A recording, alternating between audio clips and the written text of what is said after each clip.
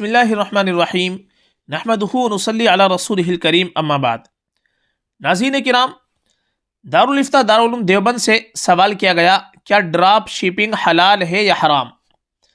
یہ ایک شکل ہے، اس کا پورا سوال کیا ہے پہلے ہم آپ کو وہ سناتے ہیں، آپ اس سوال کو سماعت فرمائیں۔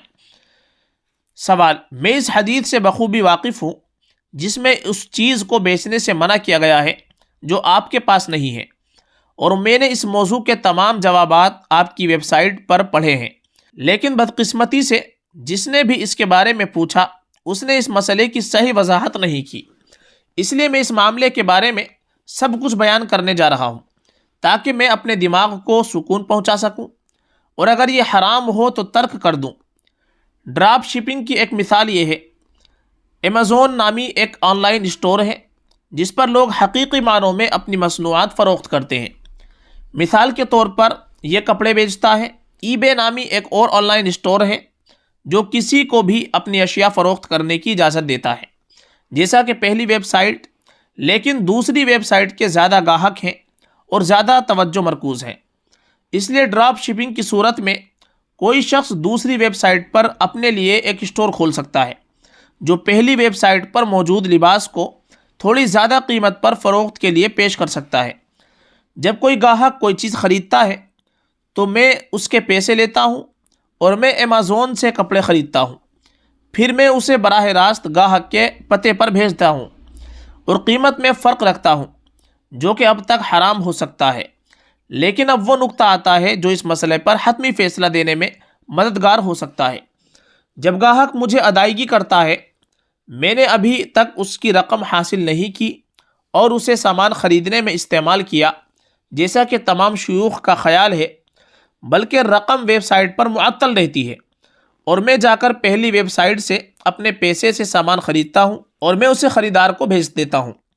جب یہ اس تک پہنچتا ہے تو مجھے وہ رقم مل جاتی ہے جو اس نے ویب سائٹ پر بھیجی تھی۔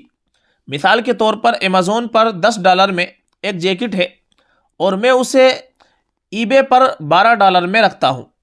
ایک گاہک ای بے پر جاتا ہے اور جیکٹ کو پسند کرتا ہے اور وہ اسے $12 میں خریدتا ہے، لیکن میں یہ رقم ویب سائٹ سے اس وقت تک نہیں نکال سکتا جب تک ڈیل ہو جائے اور گاہک کو جیکٹ نہ مل جائے۔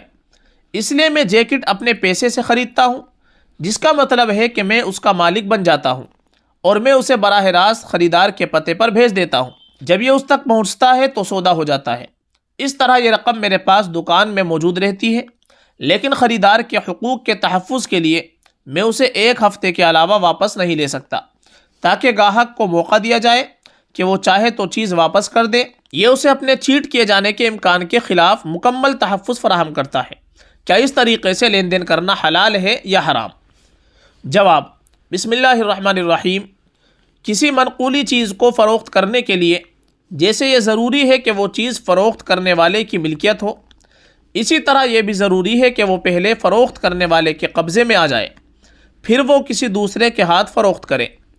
اگر وہ خریدنے کے بعد قبضے سے پہلے کسی دوسرے کے ہاتھ فروخت کرتا ہے تو یہ جائز نہیں، ایسی بے شریعت کی نظر میں فاسد ہوتی ہے۔ پس ڈراپ شپنگ میں اگر آپ کی بیان کردہ توجیہ صحیح تسلیم کر لی جائے تب بھی دوسری خرابی سے چارہ نہیں، لہذا ڈراپ شپنگ جائز نہیں۔ واللہ تعالی عالم۔ دارالفتہ دارالعلوم دیوبند۔